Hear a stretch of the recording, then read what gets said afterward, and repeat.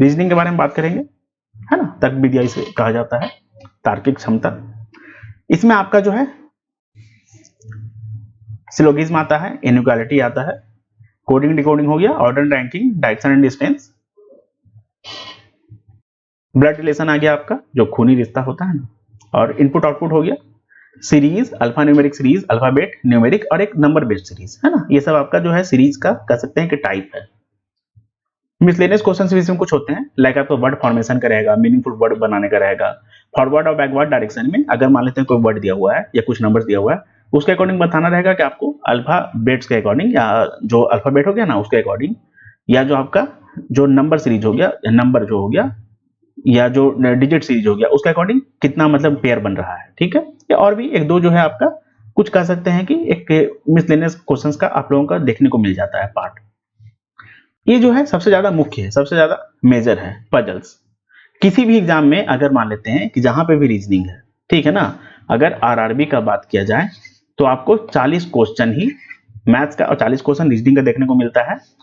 आपको इतना शायद पता होगा कि 45 मिनट्स का इसमें जो है ओवरऑल टाइम रहता है। सेक्शनल टाइमिंग इसमें नहीं है, सेक्शनल कट ऑफ भले है, ओवरऑल कट ऑफ भी है, लेकिन सेक्शनल टाइमिंग नहीं है। आपको इसके ऊपर एक्चुअली ये बात जो है ना, हम लोग जब मॉक एनालिसिस करेंगे ना उसके ऊपर मैं आपको अच्छे से बताऊंगा, मॉक वाला जो वीडियो रहेगा, कि हाँ कितना टाइम आपको कैसे देना चाहिए, आप कैसे डिसाइड करेंगे कि हाँ सच में आपको इस टॉपिक में इस सेक्शन में इतना ही टाइम देना चाहिए या इससे ज्यादा भी देना चाहिए, है ना, क्या क्या गलतियों से बचना चाहिए। या तो मैं आपको एक बात और बता दूं, ऑलरेडी आपको इस चैनल पे एक मॉक एनालिसिस से रिलेटेड मतलब मॉक का एक कंप्लीट स्ट्रेटेजी वीडियो आप लोगों को मिल जाएगा, जिसमें मैंने ये बताया है कि आप लोगों को मॉक एनालिसिस कैसे करना चाहिए, प्री के लिए कैसे करना चाहिए, मेंस के लिए कैसे करना चाहिए, प्री एग्जाम से पहले आप लोगों को कितना मॉक देना चाहिए, कब कब कब से आप लोगों को मॉक देना स्टार्ट कर देना चाहिए, एक मॉक कितने दिनों तक देना चाहिए, दो मॉक कब देना चाहिए, कब से स्टार्ट कर देना चाहिए, दो मॉक, है ना। एग्जाम टाइम में आप लोगों को कितने दिनों तक मॉक देना चाहिए, जो आपका एग्जाम का जो शेड्यूल आ जाएगा ना, जो आपका एडमिट कार्ड आ जाएगा, जो आपको पता चलेगा कि आपका किस शिफ्ट में एग्जाम है, उसके अकॉर्डिंग आप लोगों को कितना मॉक देना चाहिए, या देना चाहिए तो क्यों देना चाहिए। उसके बाद मेंस के लिए कैसे आप लोगों को मॉक देना चाहिए, मेंस का मॉक में होने वाला जो सबसे ज्यादा गलती आप लोग करते हैं उसके ऊपर कैसे आप लोगों को काम करना चाहिए। मॉक में अगर आप लोगों का स्कोर कम आ रहा है, अगर आप लोग ज्यादा अटेम्प्ट नहीं कर पा रहे हैं, या अगर आपका स्कोर भी कम आ रहा है, गलती ज्यादा हो रहा है, तो उसके ऊपर कैसे वर्क करना है, आखिर करना क्या है, ठीक है ना। जो प्रैक्टिकल है उसके ऊपर मैंने ऑलरेडी एक मॉक स्ट्रेटेजी प्रोवाइड कर दिया है, बहुत ज्यादा वो डिटेल में है, आप लोग चाहें तो उसे देख सकते हैं। और अगर आप लोग सच में थोड़ा सा बेटर चाहते हैं ना इंप्रूवमेंट मॉक के अकॉर्डिंग, मॉक से रिलेटेड, तो आप लोग उस वीडियो को देख ही लीजिएगा, आपका थोड़ा सा भला हो जाएगा। क्योंकि मैंने अपने साइड से कोशिश किया था कि मैं सब चीजों को उसमें शामिल कर लूं, हर एक पॉइंट को उसमें कवर कर लूं, लेयर बाय लेयर, ठीक है, पूरा डिटेल में वो है। और सबसे बड़ी बात क्या है कि वो रिसेंट पैटर्न के अकॉर्डिंग ही है, ठीक है ना। ऐसा नहीं है कि हाँ हम लोग अभी 2023 में जी रहे हैं, 2023 में हम लोग तैयारी कर रहे हैं, 2023 में एग्जाम को टारगेट कर रहे हैं, और हमारा जो अप्रोच है वो है 2019 वाला, 2017 वाला, ठीक है ना, कि कैसे मैंने क्वांट में फुल स्कोर किया या समथिंग, ये सब जो है ना, नहीं, रिसेंट टाइम के अकॉर्डिंग, जो करंट हमारा टाइम है उसके अकॉर्डिंग हम लोग चीजों को कर रहे हैं, या मैं आप लोगों को वही चीज बताता हूं, ठीक है। वरना जब हम लोग 2023 में जी रहे हैं तो जो 2023 के अकॉर्डिंग हम लोगों के लिए जो सही रहेगा हम लोग वो करेंगे ना। ये 2017 में कैसे क्या हुआ था नहीं हुआ तो उससे क्या लेना देना भाई, वो चीज थोड़ा सा बेनिफिशियल होगा, जो बेसिक है वो तो बिल्कुल जरूरी है कि हाँ वो तो आप लोगों को करना ही चाहिए, लेकिन उसके अलावा जरूरी नहीं कि हाँ 2017 में ही होने वाला चीज को अगर आप लोग करेंगे तो 2023 में आपका फायदा हो जाएगा, नहीं, चीज बदल चुका है, एग्जाम का लेवल हाई हो चुका है, कंपटीशन हाई हो चुका है, हर एग्जाम में आप लोगों को कुछ नया जो है वो लेवल देखने को मिल जाता है। नंबर सिस्टम वगैरह पहले नहीं आता था, 2017 में 2018 में नंबर सिस्टम नहीं आता था, अभी आ रहा है, आप लोगों को उसके अकॉर्डिंग तैयार रहना पड़ेगा ना। पजल्स जो है ये काफी ज्यादा आप लोगों का वेटेज रहता है, मतलब लेता है एग्जाम में। अगर मान लेते हैं कि जो 40 क्वेश्चन है ना, अगर आरआरबी का बात किया जाए, या 35 क्वेश्चन का अगर आप लोगों का जो बाकी जो प्री का एग्जाम होता है, जिसमें आपका एसबीआई पीओ या कलर का प्री होता है, या आईपीएस पीओ या कलर का प्री होता है, उसमें अगर आपका 35 क्वेश्चन का है, या आरआरबी में अगर 40 क्वेश्चन का है, for both PO and clerk, ठीक है ना, प्री का, उसमें आप लोगों का कह सकते हैं कि जो 50 प्लस,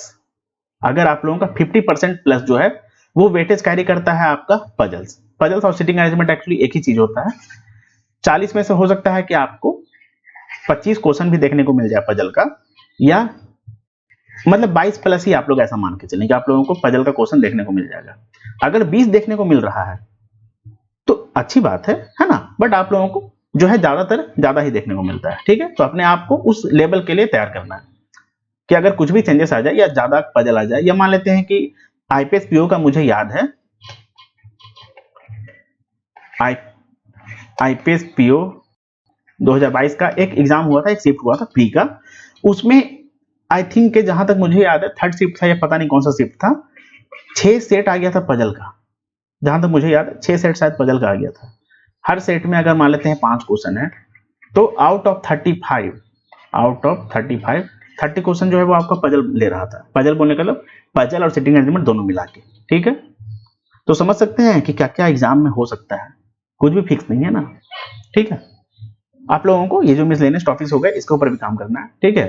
तो पजल में आपका बॉक्स बेस्ड आता है, फ्लोर बेस्ड आता है, फ्लैट बेस्ड आता है, फ्लैट एंड फ्लोर आ जाता है, बॉक्स विथ स्टैक आ जाता है, डेज आ जाता है, मंथ एंड डेज आ जाता है, ईयर और डेट आ जाता है आपका, एक मंथ बेस्ड आ जाता है, एक ईयर बेस्ड आ जाता है, ईयर विथ मंथ आ जाता है, मतलब इस तरीके से आपका आता रहता है। एक में आपका ईयर मंथ और डेट तीनों आ जाएगा, इसमें आप लोगों का वेरिएबल बेस्ड भी आ जाएगा, ठीक है। तो ये सब आपका आता है। सीटिंग अरेंजमेंट हो गया, ये भी आप लोगों को मतलब एक तरीके का पजल ही है, जिसमें कुछ लोग बैठे होंगे, उनके अकॉर्डिंग बताना होगा कि कौन किसके बगल में बैठ रहा है, कौन किसके कॉर्नर पे मतलब बैठ रहा है, ये सब आप लोगों को, कौन किसके अपोजिट बैठ रहा है। इसमें आप लोगों का जो कह सकते हैं ग्राफिकल बेस्ड होता है, इन लोगों को जो बैठाना होता है ना, जो इन लोगों का पोजीशन होता है, ये ग्राफिकल बेस्ड होता है। बोलने का मतलब सर्कुलर बेस्ड होगा, सर्कल का जो ग्राफ हो गया ना उसके अकॉर्डिंग होगा। ये ज्योमेट्रिकल फिगर बेस्ड कह सकते हैं इसे हम लोग, या लीनियर जो लाइन हो गया उसके अकॉर्डिंग रहता है, लीनियर रो इसे कहा जाता है। एक होता है डबल रो, ठीक है ना, जिसे पैरेलल रो भी कहा जाता है। एक आपका स्क्वायर वाला हो गया कि स्क्वायर टेबल रहेगा, उसमें आप लोगों को बैठाना रहेगा। एक रेक्टेंगल वाला हो गया, उसके अलावा एक और ट्रायंगल वाला हो गया, और भी इसमें थोड़ा कभी कभी आप लोगों को हेक्सागोनल देखने को मिल जाता है, ट्रेपीजियम भी देखने को मिल जाता है, पॉलीगॉन भी देखने को मिल जाता है, ठीक है, रोम्बस भी देखने को मिल जाता है। तो कभी कभी देखने को मिलता है, बट ये सब जो हो गया ना मोस्ट कॉमन है, ये सब जो है मोस्ट कॉमन है, ठीक है। अब रीजनिंग को आप लोगों को कैसे तैयार करना चाहिए, कहां से आप लोग इसका जो कॉन्सेप्ट वगैरह है सीख सकते हैं, तो उसके लिए वर्चुअस का एक चैनल है, इस पे ध्रुव सर पढ़ाते हैं, काफी अच्छा रीजनिंग ये पढ़ाते हैं, और सच में बोलूं तो काफी अच्छा पढ़ाते हैं, काफी अच्छा, मतलब बहुत जबरदस्त। ऐसा आप लोगों को पढ़ाते हैं जो सच में थोड़ा सा एग्जाम लेवल का हो, एग्जाम ओरिएंटेड हो, एग्जाम रिलेवेंट हो। ऐसा नहीं है कि हाँ आपको बहुत ही ज्यादा हाई लेवल का पजल लेके बैठा दिए हैं और बोल रहे हैं कि 4 घंटा इसमें लगे रहो। जिस पजल को या जिस तरह के हाई लेवल के क्वेश्चन को आप लोग 4 घंटा के बाद भी घर में सॉल्व नहीं कर रहे हैं, या घर में सॉल्व भी नहीं कर रहे हैं, प्रैक्टिस करना चाहिए, सीखना चाहिए, अपने आप को इनहांस करना चाहिए, अपने आप को इंप्रूव करना चाहिए, अंडरस्टैंडिंग डेवलप करना चाहिए। लेकिन क्या इतना भी सर फोड़ना चाहिए किसी भी चीज में कि जिस चीज को आप लोग घर में सही तरीके से सही टाइम पे बना ही नहीं पाए, क्या आप लोग उसको एग्जाम में जाकर बनाएंगे या उसको अटेम्प्ट लेंगे? किसी टीचर, कोई भी टीचर अगर है, उसका अगर नॉलेज इतना है, उसका अगर पजल पे कमांड इतना है, या अगर उसका मैथ्स पे भी कमांड इतना है कि वो किसी भी क्वेश्चन को तुरंत उड़ा दे, या किसी भी क्वेश्चन में तुरंत वो बता दे कि हाँ किसका कैसे फिगर बनेगा, क्या ये स्किल आपके पास है? दूसरी बात, कितना टाइम लगेगा आपको इस स्किल को डेवलप करने में, इसमें एक्सपर्टीज हासिल करने में? एक्सपर्टीज, इसके पहले मैंने बोला था एक्सपर्टाइज, है ना, तो दोनों तरीके से बोला जाता है, एक्सपर्टीज एंड एक्सपर्टाइज दोनों, ठीक है। तो इस बात से कोई प्लीज ये नहीं बोलना कि हाँ ये मतलब मैंने जो है वो गलत उच्चारण किया है, गलत प्रोनाउंसिएशन किया है, ठीक है ना। एक्चुअली इंग्लिश के लिए बहुत सारे लोगों का पंगा है कि हाँ अगर कोई कुछ बोल रहा है तो उस पर बहुत ज्यादा वो लोग फिर तुरंत टोक देते हैं, है ना। तो क्या रीजनिंग में अगर मान लेते हैं किसी टीचर का इतना ज्यादा कमांड है खुद के ऊपर, या वो इतना ज्यादा उसमें कह सकते हैं कि वेल कैपेबल है चीजों को तुरंत सॉल्व करने में, पजल को खासकर जल्दी सॉल्व करने में, तो जरूरी है कि हर एक स्टूडेंट भी वैसा हो जाए, बन जाए। दूसरी बात, कितना टाइम लगेगा उसे इन सब चीजों को बहुत ही ज्यादा ग्रैब करने में, बहुत ज्यादा इसका स्किल को सीखने में, एक्सपीरियंस हासिल करने में, पॉलिश करने में चीजों को। तो आपको अपने अकॉर्डिंग, जिससे आप लोगों का एग्जाम का काम हो जाए, उसके अकॉर्डिंग ही चीजों को देखना चाहिए, ठीक है। तो उस कंडीशन में वर्चुअस जो हो गए, वर्चुअस जो चैनल है इस पे जो ध्रुव सर हो गए, काफी अच्छा कंटेंट प्रोवाइड कर रहे हैं, काफी अच्छा इनका अप्रोच रहता है या मेथड रहता है, कॉमन रहता है, जिसको हर एक स्टूडेंट सीख सकता है, ठीक है। मतलब इजी तरीके से चीजों को देखते हैं, जबरदस्ती किसी भी चीज को ये मतलब कह सकते हैं कि हाँ वो कॉम्प्लेक्स करने के चक्कर में नहीं रहते हैं, ठीक है। तो भर्चोस के ध्रुव सर को आप लोग फॉलो कर सकते हैं। भर्चोस का जो चैनल है ना, मतलब ये जो भर्चोस चैनल है, इस पर जो ध्रुव सर है ना, इन्होंने ऑलरेडी मेंस के लिए भी इतना अच्छा कंटेंट फ्री में ही अवेलेबल करवा रखा है कि आप लोगों को रीजनिंग के लिए शायद ही कोई पेड कोर्स, पेड बैच लेने का जरूरत पड़े, आवश्यकता पड़े या नीड पड़े, नहीं है। अगर आप लोग इस चैनल को ही अच्छे से डेडिकेशन के साथ फॉलो कर लेते हैं रेगुलर बेसिस पे, तो आप लोगों का काम हो जाएगा। मैं सच बता रहा हूं, आप लोगों का प्री से लेकर मेंस तक का काम हो जाएगा। ठीक है। अब दूसरी बात, अंकुश लांबा सर जो हो गए, ये भी रीजनिंग के काफी अच्छा टीचर है, रीजनिंग के महारथी हैं ये, ठीक है ना, मतलब ऐसा कहना है। ठीक है। वैसे हैं ये बात, मतलब इसमें कोई दो राय नहीं है कि हाँ इनका पजल वगैरह काफी अच्छा है। मिसलेनियस टॉपिक को अगर छोड़ दिया जाए तो इनका पजल वगैरह काफी अच्छा है। ठीक है। लेकिन इनका जो मेथड है ना, जो थ्रेड मेथड है, जरूरी नहीं है कि इनको जो मेथड अच्छे से आ चुका है, ये जिस मेथड में अभी बहुत अच्छा कर रहे हैं, बहुत ज्यादा तेज हैं, बहुत ज्यादा काबिल हैं, या बहुत अच्छा इनका उस मेथड पे कमांड है, वो हर एक स्टूडेंट के लिए भी वैसा ही हो जाए, हर एक स्टूडेंट उसमें काबिल हो जाए, हर एक स्टूडेंट उसमें अपने आप को इतना ज्यादा स्किलफुल बना ले, इतना ज्यादा कह सकते हैं कि मजबूत मतलब कर ले, स्ट्रांग कर ले, इतना ज्यादा वो सीख जाए, इतना ज्यादा वो बेटर हो जाए, हर स्टूडेंट के बस का बात नहीं है। मेरा ऐसा बहुत सारे स्टूडेंट से बात होता है जिनका कहना होता है कि वो फॉलो कर रहे हैं सर को, है ना, फायदा है, बहुत फायदा है, लेकिन कुछ ऐसा टाइप्स है पजल का जिसमें वो फंस जाते हैं, खासकर जहां पर आप लोगों का जो ड्यूअल फेसिंग होता है ना, जिसमें आप लोगों का बोथ साइड फेसिंग हो गया, जैसे कि अगर सीटिंग अरेंजमेंट का खासकर बात किया जाए, जो आपका पजल्स हो गया जिसमें आपका स्पेशली जो पजल टाइप का होता है ना, इसमें आपका बॉक्स वाला हो गया, फ्लैट फ्लोर डेज, ये सब तो मतलब सही है, ये सब तो कहीं ना कहीं कॉमन ही है, इसमें कुछ भी ऐसा कोई कह सकते हैं कि हार्ड एंड फास्ट रूल नहीं है, हार्ड एंड फास्ट ट्रिक नहीं है। ठीक है। लेकिन जो सिटिंग अरेंजमेंट हो गया, जिसमें थ्रेड मेथड से ही सॉल्व करते हैं चीजों को, जिसमें आपका सर्कुलर हो गया, है ना, लीनियर वाला तो जाहिर सी बात है कि वो जब लीनियर है ही तो कहीं ना कहीं वो तो एक लाइन के अकॉर्डिंग ही बनेगा, थ्रेड के अकॉर्डिंग ही बनेगा। लेकिन जब आपका जो चीज डायरेक्ट एक लाइन के फॉर्मेट में, थ्रेड के फॉर्मेट में नहीं गिवन है, या फिगर वैसा नहीं गिवन है, सर्कल है, उसको आपको उस तरीके से ब्रेक करना होगा। ठीक है। या जो आपका स्क्वायर वाला हो गया, या जो आपका रेक्टेंगल वाला हो गया, या जो ट्रायंगल हो गया, अगर इस तरीके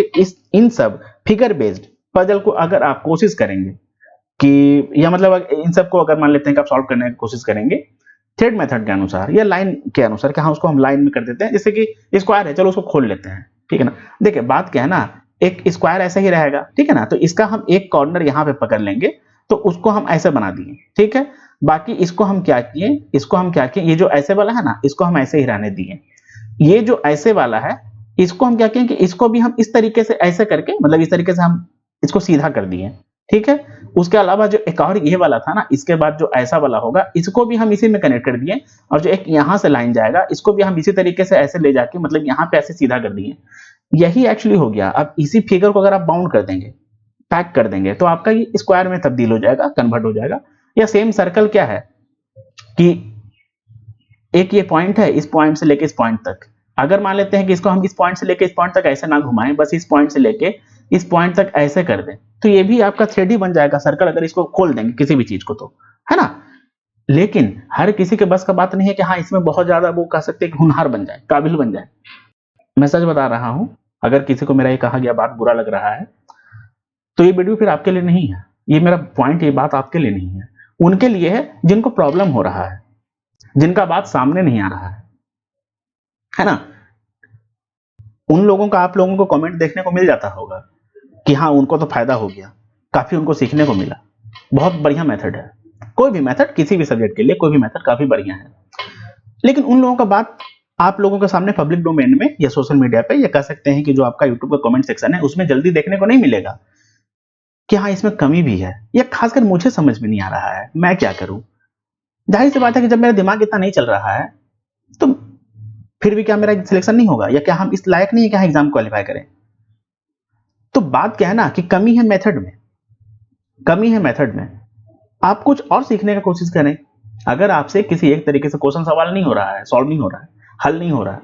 तो कोई दूसरा मेथड सीखने की कोशिश करें। अब मान लेते हैं कि अगर दूसरा मेथड जो वो टीचर पहले करवाते थे, आज से कुछ समय पहले करवाते थे, वैसे ही करके उन्होंने खुद सिलेक्शन लिया, बट अगर आज के टाइम में, प्रेजेंट समय में, मौजूदा समय में, वर्तमान में, अगर वो उस तरीके के मेथड को उस तरीके के मेथड के अकॉर्डिंग नहीं समझा रहे हैं, नहीं सिखा रहे हैं, नहीं बता रहे हैं,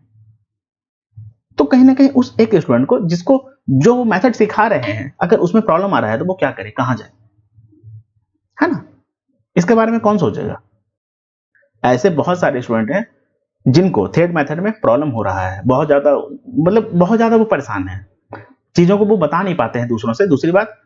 उनको एक ऐसा प्लेटफॉर्म नहीं मिल पाता है कि जहां पे अपने प्रॉब्लम को शेयर करें, और जहां पे प्रॉब्लम को शेयर करते हैं वहां पे वो बताते हैं। जैसे कि मेरे साथ लोगों का बात होता है, स्टूडेंट्स का बात होता है, तो मुझे पता है कि हाँ किसको कैसे किस तरीके में प्रॉब्लम हो रहा है, किस टॉपिक में प्रॉब्लम हो रहा है, किस सब्जेक्ट में क्या प्रॉब्लम हो रहा है, कौन सा टीचर को बताने का जो तरीका है उसमें वो लोग मतलब परेशान है, नहीं समझ पा रहे हैं, नहीं सीख पा रहे हैं, है ना? क्योंकि मेरा खुद पर्सनली लोगों से बात होता है, स्टूडेंट से बात होता है, ठीक है। अब उसके बाद बात क्या है कि बहुत सारे टीचर्स जो ऐसे होते हैं ना जिनका जो कमेंट सेक्शन है उसमें आप लोगों को पॉजिटिव कमेंट का जो कह सकते हैं संख्या, मात्रा वो ज्यादा होगा, निगेटिव का ना के बराबर होगा। वो भी कुछ इसलिए छोड़ दिया जाता है ताकि थोड़ा सा वो बैलेंस्ड लगे, है ना, ताकि उसमें आप लोगों को कोई भी छेड़छाड़ किया गया है ऐसा ना लगे। जबकि बहुत सारे ऐसे कमेंट है ना जो निगेटिव कमेंट है उसको हटा दिया जाता है, डिलीट किया जाता है। निगेटिव कमेंट बोलने का मतलब क्या है ना कि अगर मान लेते हैं कोई चीज किसी को समझ में नहीं आया और वो अगर अपना बात रखा, उसे ही हम लोग निगेटिव कमेंट कर सकते हैं। अगर मान लेते हैं किसी को कोई चीज समझ में आ गया और उसने अप्रिसिएट कर दिया टीचर को, तो वो पॉजिटिव कमेंट है कि हाँ उसके बारे में बड़ाई हो गया, तारीफ हो गया, बढ़िया हो गया, है ना। लेकिन अगर थोड़ा सा उसके खिलाफ बोला गया, अगर स्टूडेंट को प्रॉब्लम हुआ, नहीं समझ में आया, तो उसको निगेटिव कमेंट का दर्जा दे दिया जाता है। ठीक है, बस इतना ही कहानी है। मोस्टली ऐसे टीचर्स करते ही हैं और सच में करते हैं। आई थिंक आपको इतना जानकारी होगा जो लोग पहले से तैयारी वगैरह कर रहे हैं। ठीक है, तो आप लोग क्या करें, सिंपल सा, कि अगर आपको थ्रेड मेथड में प्रॉब्लम हो रहा है, खासकर कहां पे प्रॉब्लम होगा, जहां पे आप लोगों को बोथ साइड दे देगा कि हाँ एक स्क्वायर में बैठे हुए हैं लोग, बोथ साइड फेस कर रहे हैं, कि मतलब अपोजिट डायरेक्शन और सेम डायरेक्शन, या तो इंटरनल या आउटवर्ड, या इनवर्ड आउटवर्ड जो होता है ना, या सेंटर पे कर रहे हैं और अपोजिट कर रहे हैं, तो इस कंडीशन में थोड़ा सा प्रॉब्लम हो जाता है स्टूडेंट्स को। तो उस कंडीशन में क्या करें कि उसको नॉर्मल एक जो फिगर होता है उसके अकॉर्डिंग बनाने का कोशिश करें। एक बात मैं आपको और बता दूं, अगर मान लेते हैं कि आप लोग अभी एकदम बिगिनर हैं, एकदम बिगिनर हैं, और अगर आपको अभी पूरी तरह से पजल वगैरह बनाना नहीं आता है, तब आप अंकुश सर को फॉलो करें। हो सकता है कि आपको इनका जो पढ़ाने का तरीका है, इनका जो पजल को बनाने का तरीका है, जो मेथड है या जो थ्रेड मेथड है, इसमें आप लोग एक्सेल कर जाएं, आप लोगों को समझ में आ जाए, आप लोग बढ़िया से सीख लें, आप लोग इसमें बहुत ज्यादा महारथी भी मतलब बन जाए, महारत हासिल कर लें, एक्सपर्टीज आप लोगों को मतलब इसमें मिल जाए। लेकिन जो लोग पहले से मतलब जो लोग रिपीटर हैं, जो लोग पहले से तैयारी करते हुए आए हैं, लेकिन आज तक अगर उन्हें थ्रेड मेथड समझ में नहीं आया है, या उन लोगों का जो कमांड है या उन लोगों का जो प्रैक्टिस है, जो नॉर्मल मेथड हो गया, जो बिल्कुल कह सकते हैं कि एकदम मतलब गया गुजरा मेथड है, एकदम मतलब ट्रेडिशनल मेथड है पजल को सॉल्व करने का, खासकर सिटिंग अरेंजमेंट बेस्ड पजल को, या सिटिंग अरेंजमेंट का जो टाइप होता है उसको, जैसे आपका सर्कल हो गया, आपका जो स्क्वायर वाला हो गया, आपका रेक्टेंगल या ट्रायंगुलर वाला हो गया ना, फिगर बेस्ड जिसे हम लोग कहेंगे, अगर उसको प्रैक्टिस करने का उनका जो तरीका है वो बिल्कुल ट्रेडिशनल है, तो कोई बात नहीं, उसमें ही आप इतना ज्यादा प्रैक्टिस करें ना कि आपका काम हो जाए। क्यों, एक बात जान लीजिए, जो टीचर हो गए या जो भी सर हो गए, उन्होंने खुद अपने ही एक सेशन में ऐसा बोला था कि पहले तो वो उस तरीके से बनाते थे ट्रेडिशनल मेथड से, है ना, कि सर्कल है तो सर्कल को सर्कल की तरह बना रहे हैं, स्क्वायर को स्क्वायर की तरह बना रहे हैं, सॉल्व कर रहे हैं मतलब पजल को या सिटिंग अरेंजमेंट को। लेकिन फिर उन्हें क्या हुआ ना कि उन्होंने थोड़ा सा एक ट्राई किया, एक एक्सपेरिमेंट किया। उस एक्सपेरिमेंट में एक्सपर्टीज हासिल करने में या बहुत ज्यादा मतलब उसमें बेस्ट होने में उन्हें कितना समय लग गया, तो कम से कम 4 से 5 महीने का समय लग गया। इन शॉर्ट, अंकुश सर को जो थ्रेड मेथड है उसमें एक्सेल करने में या एक्सेलेंस हासिल करने में, या कह सकते हैं कि एक्सेलेंस के क्लोज आने में, महारत के कह सकते हैं कि पास आने में, उनको 4 से 5 महीना का समय लगा है। तो आप देख लीजिए अपने अकॉर्डिंग कि क्या आपके पास इतना समय है। क्या जब एक टीचर, एक ऐसा एजुकेटर जो रीजनिंग में बहुत अच्छा हो, जो पजल एंड सिटिंग अरेंजमेंट में बहुत ही ज्यादा अच्छा हो, बहुत ज्यादा तेज हो, अगर उन्हें किसी भी नए अप्रोच को सीखने में, किसी भी नए मेथड को, स्टेप को सीखने में, सॉल्विंग टेक्निक को सीखने में, अगर और उसको सीख के इंप्लीमेंट करने में सही तरीके से, उसमें बहुत ही ज्यादा मतलब कह सकते हैं अपने आप को बेटर करने में या बेस्ट करने में, बेटर करने में, अच्छा बनाने में, अगर इतना समय लग रहा है, कितना समय, लगभग 4 से 5 महीना, तो आपको कितना लगेगा, ये एक बार सोच लीजिए। ठीक है, अब वो भी उस कंडीशन में जब आपसे कम से कम ऐसा क्वेश्चन बन जाना चाहिए कि जिससे आपका एग्जाम निकल जाए, है ना। वरना 4 सवाल बनाने का मतलब थोड़ी है कि हाँ आप बहुत ज्यादा उस चीज में अच्छे हो गए हैं, है ना। ये चीज के ऊपर आप लोगों को थोड़ा सोचना चाहिए। और नॉर्मल मेथड अगर मान लेते हैं कि आपको नहीं समझ में आता है तो कोई बात नहीं, छोड़ दीजिए ना। दूसरा आपको ये बोल रहा है, एक्चुअली मैं इस बात को इसलिए भी बोल रहा हूँ ना, बिकॉज अभी भी बहुत सारे स्टूडेंट परेशान हैं जिनका ऐसा कहना है कि हाँ, कुछ स्टूडेंट्स का ऐसा कहना है कि हाँ, थ्रेड मेथड से उनका काम हो गया, उनका सिलेक्शन हो गया। अरे तो उसका हो गया, उसको समझ में आ गया होगा, उसके लिए ईजी होगा। या आप ये बात जानते हैं कि उसका दिमाग कितना तेज है? हो सकता है कि 4 महीना में सीखने वाली चीज को उसने 4 दिन में सीख लिया हो, और हो सकता है कि जो चीज को 4 दिन में सीखा जाए उस चीज को आपको सीखने में 4 महीना लग जाए। कोई सिमिलरिटी नहीं है ना। कोई भी व्यक्ति हो गया, उसके दिमाग का क्षमता जरूर थोड़ी है कि सेम ही रहे। उसका जो लर्निंग स्किल, लर्निंग पावर है, लर्निंग कैपेसिटी है, या जो लर्निंग स्पीड है वो बिल्कुल सिमिलर रहे, सेम रहे, एक दूसरे के समान रहे, ऐसा नहीं है ना। तो आपको उसके अकॉर्डिंग चीजों को देखना पड़ेगा। ठीक है, जरूरी था, इस बात से मैंने इस बात को यहां पे रखने का कोशिश किया है। अब उसके बाद आप लोग अंकुश सर को फॉलो कर सकते हैं। अंकुश सर का कहीं ना कहीं क्वेश्चन वगैरह बहुत अच्छा रहता है। अगर आप लोगों को इन्हें फॉलो करना है तो इनका यूट्यूब पे ही आप लोगों को लगभग मान के चलिए बहुत कुछ मिल जाएगा। बट अगर इनका कोर्स आप लोग लेना चाहते हैं तो अनअकैडमी पे ये पढ़ा रहे हैं, इनका इंडिविजुअल बैच है, आप लोग उन्हें ले सकते हैं। वर्चुअल से भी अगर आप लोग सब कुछ सीक्वेंस में पढ़ना चाहते हैं, अगर आपको नहीं लगता है कि हाँ ठीक है, आपको इनका यूट्यूब से काम नहीं चलेगा, इनका जो फ्री सेशन है उससे काम नहीं चलेगा, आप पर्सनली इनसे जो है पढ़ना चाहते हैं, इनका पेड कोर्स लेके ही, मान लेते हैं कि आपको पेड ही कोर्स की जरूरत है, तो वर्चुअल का भी जो है, वर्चुअल के जो ध्रुव सर हो गए, इनका पेड कोर्स आता है। ये आपको खुद बता देंगे अपने सेशंस में कैसे, उसके लिए आप क्या कर सकते हैं, कौन सा बेटर है, वो आप देख लीजिएगा। ठीक है, इन केस अगर आपको समझ में नहीं आए तो आके आप लोग मुझसे पूछ लीजिएगा। ठीक है, कमेंट सेक्शन में कमेंट करके पूछ सकते हैं, या टेलीग्राम चैनल पे मैं जो भी डाउट्स वगैरह आप लोगों को लेता हूँ ना, उसका लिंक आप लोगों को डिस्क्रिप्शन बॉक्स में मिल जाएगा, वहां पे आप लोग कमेंट करके पूछ सकते हैं। ठीक है, अंकुश सर का आप लोगों को सब कुछ मतलब मिल जाएगा, प्री से लेके मेंस तक का। ये ऑलरेडी बहुत कुछ ऑलरेडी करवा चुके हैं, इतना करवा चुके हैं जिससे आपका किसी भी मेंस एग्जाम का काम हो जाएगा, मतलब किसी भी मेंस एग्जाम तक का काम हो जाएगा। ठीक है, किसी भी मेंस एग्जाम तक का। लेकिन आपको समझना होगा कि हाँ, आपको एग्जाम में क्या करना है, क्या छोड़ना है। एक टीचर कितना ज्यादा तेज है, कितना ज्यादा उस सब्जेक्ट में बेस्ट है, या कितना ज्यादा उस सब्जेक्ट में अच्छा है, इसका मतलब ये नहीं है कि हाँ हर एक स्टूडेंट भी हो जाएगा। आपको अपना क्षमता देखना है, अपना कैपेबिलिटी देखना है, अपना स्ट्रेंथ, अपना वीकनेस देखना है, उसके अकॉर्डिंग ही एग्जाम में अटेम्प्ट करना है, या उसके अकॉर्डिंग ही चीजों को फॉलो करने की कोशिश करना है, सीखने की कोशिश करना है। ठीक है, अब पुनीत सर ये अभी करंटली बैंकिंग वाला पे पढ़ा रहे हैं, इनका भी जो रीजनिंग है कह सकते हैं कि काफी अच्छा है, तो इनका भी आप लोगों को जो सेशन है यूट्यूब पे भी मिल जाएगा, या बैंकिंग वाला का जो पेड कोर्स हो गया उस पर भी मिल जाएगा। ठीक है, तो आप लोग इन्हें फॉलो कर सकते हैं। बट टू बी ऑनेस्ट, अगर मैं आपको सच बताऊं ना, अगर मैं सच बताऊं थोड़ा सा अनबायस्ड होकर, तो आप लोग वर्चुअल्स को फॉलो करें। इनका जो यूट्यूब का प्लेटफॉर्म है, यूट्यूब पे ही आप लोगों को इतना कुछ मिल जाएगा, जिसके बाद शायद ही आपको रीजनिंग के लिए किसी और का कुछ लेने का जरूरत पड़ेगा। ठीक है, मैं सच बता रहा हूं, या कहीं और जाने का जरूरत पड़ेगा। इजी वे में बताते हैं, बहुत ही आराम से बताते हैं, ऐसा बताते हैं कि हाँ, लगभग कोई भी स्टूडेंट जो है अगर इनसे कनेक्ट कर जाएगा ना, इनका जो पढ़ाने का तरीका है अगर वो उसे समझ में आ जाएगा तो उसका काम हो जाएगा। ठीक है, बट ये मेरा ऐसा कहना है, जरूरी नहीं है कि आप इसको, मतलब मैंने जो भी बोल दिया आप उसे फॉलो कर लें। ठीक है, अब उसके बाद सबसे पहले आप लोग अपने बेसिक्स को कंप्लीट करने की कोशिश करें। 70 to 80% भी अपना सिलेबस जो है, अगर प्री के अकॉर्डिंग ही बात किया जाए, कि सबसे पहले जो भी कॉन्सेप्ट है उसको सीख लेना है, अर्थमेटिक का जो भी चैप्टर्स है, जो भी टॉपिक्स है, उसके कॉन्सेप्ट को सीख लेना है। उसके बाद रीजनिंग का जो भी टॉपिक्स है उसके कॉन्सेप्ट को सीख लेना है, प्रैक्टिस वगैरह करना है। उसके बाद अगर आपका इतना ज्यादा काम हो जाता है, 70 to 80% हो जाता है,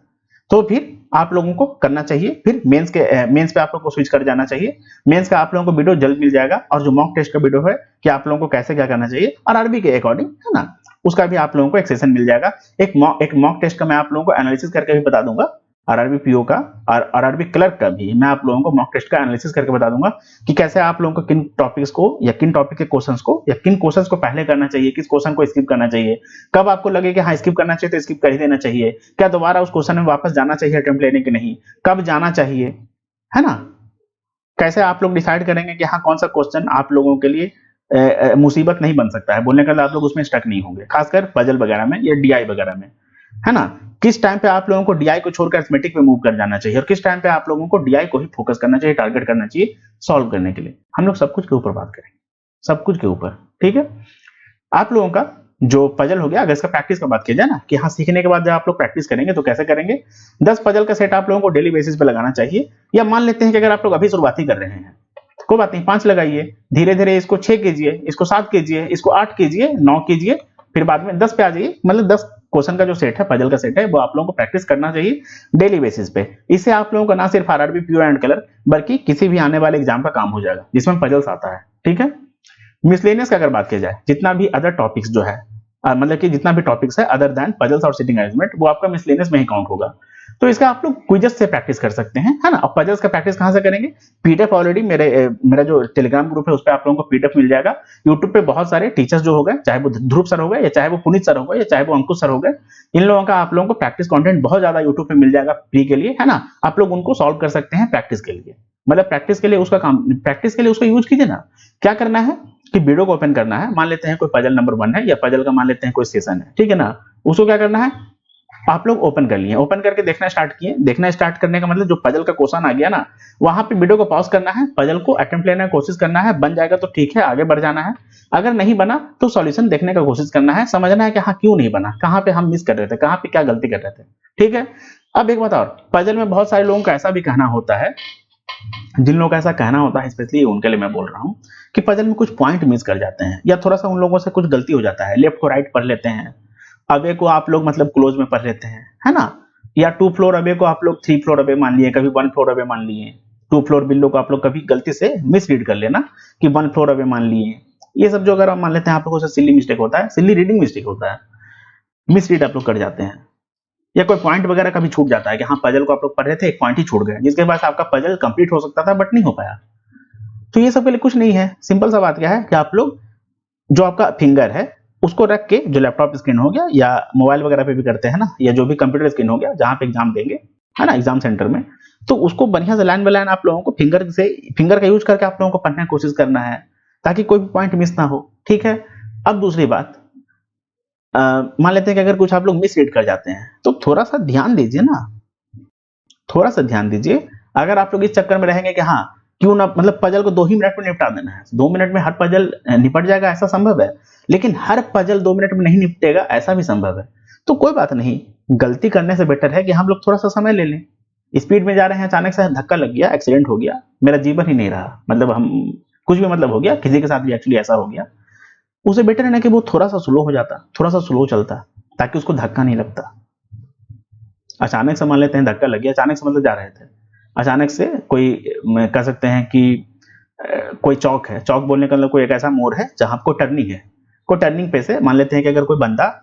इस साइड से आ रहा है, हम इधर से जा रहे हैं, ऐसे जा रहे हैं, ऐसे जा रहे हैं, अगर हम थोड़ा स्लो रहते, है ना, तो उस कंडीशन में क्या होता कि हम यहाँ पे जाते जाते धीरे धीरे अपने आप को इजीली रोक सकते थे कि हाँ चलो ठीक है, यहाँ अपने व्हीकल को रोक देते हैं, कार हो, मोटरसाइकिल हो, स्कूटी हो, साइकिल हो, कुछ भी, हम लोग उसको रोक देंगे, ताकि इधर से जो बंदा आ रहा है उससे हम लोग टकरा ना जाए, है ना। लेकिन अगर मान लेते हैं हम लोग स्पीड में रहेंगे, ये भी इधर से स्पीड में आ रहा होगा, या इधर से अगर धीरे भी आ रहा होगा, उस कंडीशन में तो हम लोग जल्दी रोक नहीं पाएंगे, टकरा जाएंगे, क्रैश हो जाएगा,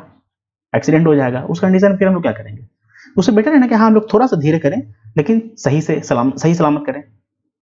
कम से कम एक्यूरेसी के साथ करें। 1 मिनट ज्यादा लगेगा कोई बात नहीं, कम से कम क्वेश्चन तो हम लोग सही से कर लिए ना, या क्वेश्चन जिसको हम लोग अटेम्प्ट ले रहे थे वो बन तो गया ना, ठीक है। तो ये हम लोगों ने रीजनिंग का बात कर लिया है, कैसे क्या प्रैक्टिस करना चाहिए, किस सोर्स को आप लोग फॉलो कर सकते हैं। अगर आप लोगों को मेरा थ्रेड मेथड पे बताया हुआ कुछ भी बात अगर बुरा लगा हो, तो वो आपके ऊपर डिपेंड करता है कि आप लोग उसको बुरा क्यों समझ रहे हैं, ठीक है ना। लेकिन मेरा ये जो मैसेज था, या मेरा जो ये बात था, पॉइंट था, उन लोगों के लिए था जिन्हें सच में प्रॉब्लम हो रहा है। प्रॉब्लम होता क्या है ना कि हाँ हम लोगों को सब कुछ पता नहीं चलता है, हम लोगों को ज्यादातर वही दिखता है जो हमें दिखाया जा रहा है, पॉजिटिव साइड, पॉजिटिव कमेंट, है ना, या अप्रिसिएशन वाला जितना भी कमेंट्स है, बहुत बहुत सारा ऐसा हिडन कमेंट्स रहता है, या जिसे हाइड कर दिया जाता है, जिसे रिमूव कर दिया जाता है, जो हम लोग देख नहीं पाते हैं, जो हम लोगों तक पहुंच नहीं पाता है। जिन भी लोगों का सिलेक्शन हो रहा है किसी भी मेथड को फॉलो करके, क्या सिर्फ उन्हीं लोगों का सिलेक्शन हो रहा है जो सिर्फ उस मेथड को फॉलो कर रहे हैं? क्या उस मेथड को फॉलो करने के अलावा जो भी लोग उस मेथड को फॉलो जो लोग नहीं कर रहे हैं, क्या उनका सिलेक्शन नहीं हो रहा है? हो रहा है ना, ठीक है। तो आई थिंक मैंने बहुत ज्यादा इस वीडियो को मतलब घिस दिया। घिसने के पीछे कारण क्या था कि मैं डिटेल में बात करना चाहता था, इस वजह से मुझे इतना समय लग गया, वरना 10 मिनट में मैं सब कुछ निपटा देता, ठीक है ना। तो अगर आपको मेरा ये सेशन थोड़ा सा भी सेंसिबल लगा होगा, प्रैक्टिकल लगा होगा, तो उसके अकॉर्डिंग आप लोग इस सेशन को चाहें तो लाइक कर सकते हैं, शेयर कर सकते हैं, और चैनल को सब्सक्राइब कर सकते हैं। कमेंट में आप लोग अपना जो भी डाउट है, जो भी परेशानी है, दुविधा है, उसे आप लोग कमेंट करके मुझे बता सकते हैं। या आप लोगों को अगर थोड़ा सा कह सकते हैं कि क्लोज गाइडेंस चाहिए, है ना, कि अगर आप लोग मतलब ऐसे कुछ सही तरीके से आप लोग मतलब पूछना चाहते हैं, है ना, कुछ डाउट वगैरह होता है, तो ये जो गाइडेंस ग्रुप है ना, जिसका आप लोगों को टेलीग्राम पे डिस्क्रिप्शन बॉक्स में, टेलीग्राम का जो लिंक है डिस्क्रिप्शन बॉक्स में वो मिल जाएगा, ठीक है ना, आप लोग उसे ज्वाइन कर सकते हैं। वहां पर मैं जैसा जरूरत होता है, मैं जैसा मतलब कुछ कॉमन डाउट्स रहता है तो मैं उसको आप लोगों को सॉल्यूशन प्रोवाइड कर देता हूँ, या कभी कभी कुछ ऐसा कुछ मेजर डाउट रहता है तो उसके लिए भी मैं आप लोगों से बात कर लेता हूँ, ठीक है। बाकी ग्रुप पे और भी ज्यादा ऐसे लोग हैं जो आप लोगों का जो है अगर कुछ भी डाउट होता है तो उसका आप लोगों को सॉल्यूशन प्रोवाइड कर देंगे। प्रैक्टिस पीडीएफ भी वहां पर आप लोगों को बहुत मिल जाएगा, इतना मिल जाएगा कि जिससे आप लोग कम से कम अपने बेसिक को तो स्ट्रॉन्ग कर लेंगे, है ना। हाई लेवल का भले आप लोग नहीं कर पाए, कम से कम आप लोगों का जो भी बेसिक है, बेसिक टॉपिक्स है, उसके ऊपर आप लोगों को प्रैक्टिस के लिए एनफ कंटेंट मिल जाएगा, मतलब फ्री पीडीएफ मिल जाएगा, ठीक है। बट इन केस अगर आप लोग चाहते हैं कुछ लेना तो गाइडली वगैरह का जो पीडीएफ बंडल पैकेज वगैरह होता है ना, वो सही है, एक ऐसा सोर्स है जिसे आप लोग इस्तेमाल करेंगे तो आपका प्री से लेकर मेंस तक का सारा काम हो जाएगा, ठीक है ना। वन स्टॉप सॉल्यूशन टाइप का, तो वो सही है, आप लोग चाहें तो ले सकते हैं। बट अगर आप लोग चाहते हैं तो फ्री में भी आप लोग प्रैक्टिस के लिए इन पीडीएफ का इस्तेमाल कर सकते हैं, या बहुत सारा ऐसा टेलीग्राम ग्रुप है जिसपे आप लोगों को फ्री में मिल जाएगा। यूट्यूब पे बहुत सारा ऐसा सेशन है फ्री में अवेलेबल जिससे आप लोग प्रैक्टिस कर सकते हैं, ठीक है। तो चलिए मिलेंगे हम लोग अगले वीडियो में, तब तक के लिए all the best, thank you.